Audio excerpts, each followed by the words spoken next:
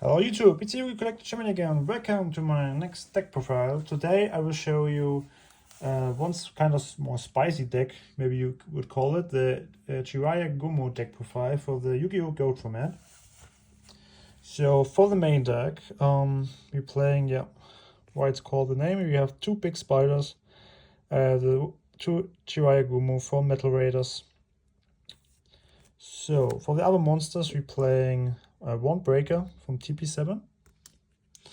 For the Warriors, we're playing one Swift Gaia, the misprint I play here from the tins. We're having triple Blade Knight from the tin, also here the misprint without the secret pattern, like the DD Assailant you can see here now. Here I play two from Dark Relation 4. The one DD Warrior Lady from BCR, and last monster one Exile Force LOD. For the spells, obviously the Trinity Package, Secret Rare Grace, Ultra Dew, Ultipot. For the other spells, we're playing one Snatch Steal, MRL, one Ulti MST, one Metal Raiders Heavy Storm, and for the duos, we're playing two Noblemen from Pharaoh's Servant, and two Legacy of Darkness Reinforcement of the Army. For the traps, you're playing one Ring of Destruction Ultimate, one Ultra Call, and the same for the GT, and also for the Mio Force Metal Raiders. For like not so known or like so much played traps, we're playing two Time Seal in common from Pharaoh's Servant.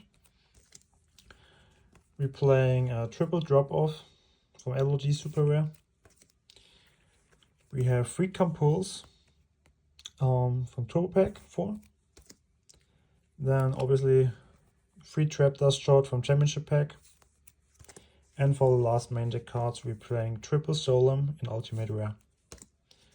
For the side deck, maybe we can go like this. We're playing one Mobius in Ultimate, one Asura Priest, 2 King Tiger Rangyu in Rare, the one Emerson Archer from LON, and the last two are 2 Kinetic or Cypher Soldier in the secret reprint from WC4, 2 Common Mystic Rock,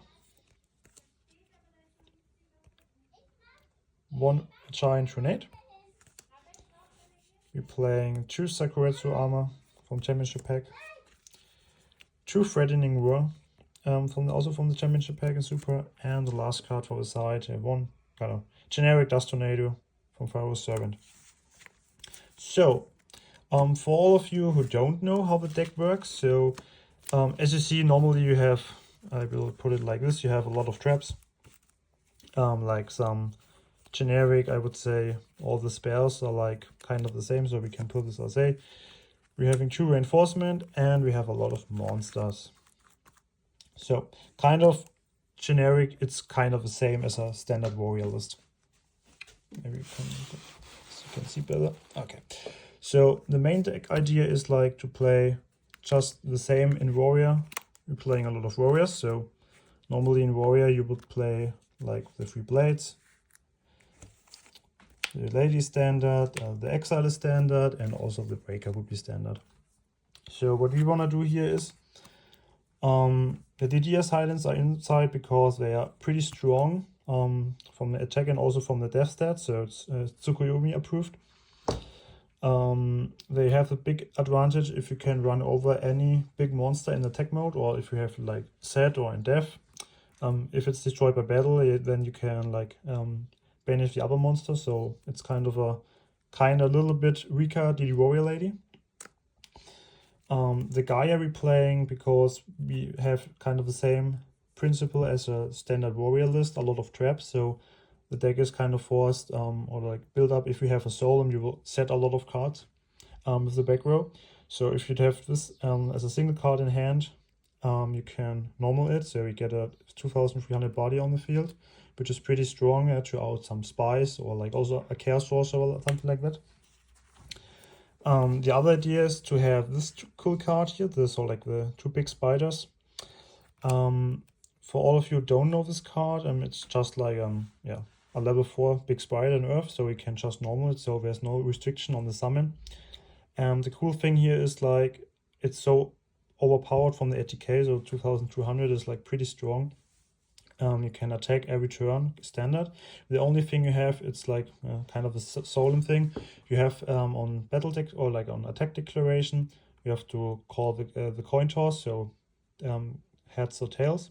If you're right, the attack still goes through, so there happens nothing. If you're wrong, you have to pay half of your life.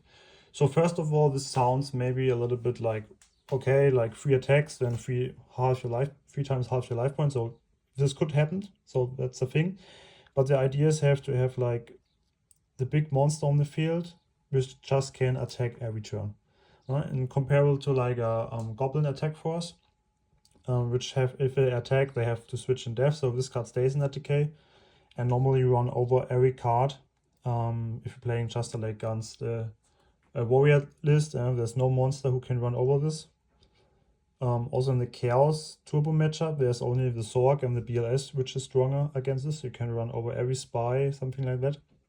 So that's a big thing here. The other thing what you do, like also like you get the 2 reinforcements. So normally you're playing each warrior here on minimum on 3 or like, so the blades, you have like kind of 5 blade knights in the deck. So getting this monster on the field because we're just playing 11 monster totals. So we kind of also have to check up your monster count that you don't wasting too much. For the traps, it's also like pretty standard against like the warrior thing. I mean, triple judgment is like so necessary, also so good. I would say like the mirror force is also standard.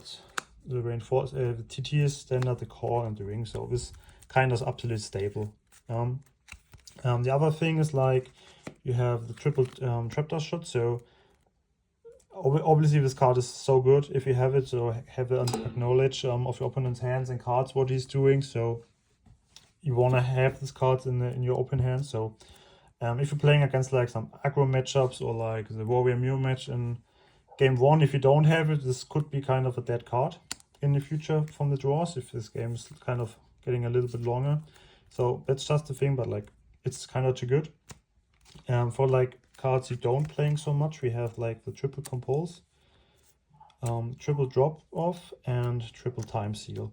So the idea here is maybe we could start with the drop off and the time seal to get your opponent's hand size limited from resources.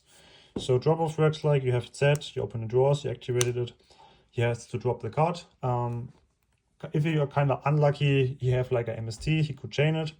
If you have something like the scapegoats or something, he could also chain it, but this only works for like if you're playing a control matchup. Against normally every other deck, like the warrior or something, you could drop any card, so which also kind of slow plays your opponents a little bit from his hand size and cards he could draw. And time seals works kind of the same. You have it set, you activated it, and your opponent cannot draw. So this is also like stall a little bit of time against your opponent. So you wanna just have like what I mentioned, have one of the monsters there, like would be doesn't matter which one, have this on the field, have the biggest monster on the field, and just attacking. So also like kind of an aggro build. And the other cards you play are 3 compulse. This kind of was, especially against the Chaos Turbo matchup, pretty strong because like bouncing off their set monsters and just attacking, or like getting off like they're banishing their monsters, getting a Zorg or BLS on the field, trying to activate the effect. You could chain this on the target, so like if it's your monster you can bounce it back so you don't lose it, or you could also bounce their big monsters back, and if they kind of don't have anything more engraved. That's pretty strong against the control matchup. It's pretty strong if you like compulse the 1000 Eye on summon, so it's not in the grave like a Rageki bag in comparison. So there's no dark in the grave for the big guys to special summon. Also you could, like if you're attacking with one monster, they are mirror forcing or something like that, or TT on the summon, you could also chain it, getting your monsters back, because we're only playing 11, so you also have to check having always a monster on the field. So this kind of is also some weakness spots of this deck. If you like just having traps and spells and no monsters, or like also sometimes the case around, you just have like some monsters and no big working or like impactful traps, like just like maybe have this or something like that. If your opponent has a bigger monster like a Sork or something like that, that's also a big problem for the deck to run over them.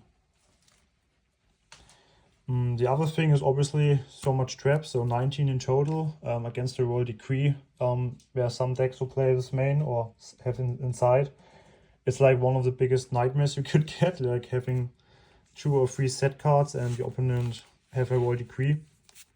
So that's also the reason, because we're playing then, if we go just for the side deck, we have a Dust Tornado where we can out it, also like one of my favorites actually in the side deck, especially not for this deck just in particularly, but like also for the warrior. Giant Grenades so good in my opinion. If you're you're locked there with some card setup, they have Royal Decree, you can say okay, activate it, getting back your traps, set it again, and then you have it in work against your opponent. So pretty strong in my opinion. Also for the OTK, sometimes the opponent's like, okay, you already used the heavy storm, so I can set a lot of cards. When you go like, okay, Giant Grenade, and then normal, and normally 2 monsters attacking at like close to 4000 ATK total, then you got the win. So that's kind of just for some background. Also the Möbius, especially against one of the hardest matchup, the Panda Burn in my opinion, which is pretty strong here. You can use it, so, but also against the warrior matchup, yeah, popping some back row is also pretty good.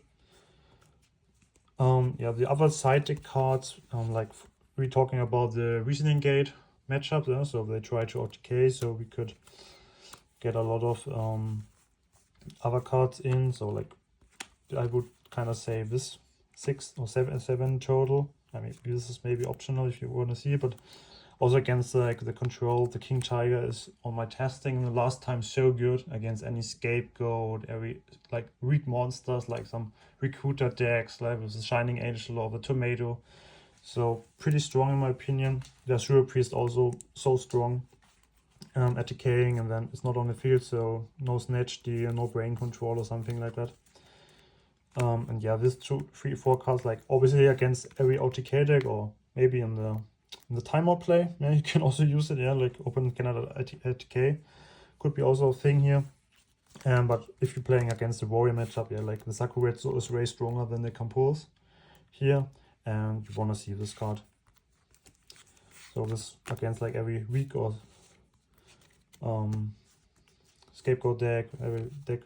For the burn, we also have the 2 Mystic Rocks, so that's also the reason, because yeah, the card have to pay cost. So against a Panda Burn, this card is so crazy hard to use, because if you're wrong, yeah, like for the first turn maybe you are from 8000 to 4000 down, against any burn deck it's so easy to kill you. So you also need this card in the side deck, but like that's kind of a general thing.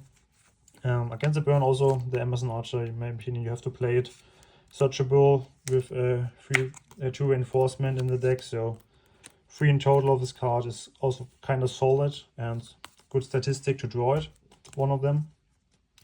And yeah, for the mirror match, also 2 Cypher Soldiers, Kinetic Soldiers, yeah, pretty strong. Have it in death on ATK, like normally they can't attack over.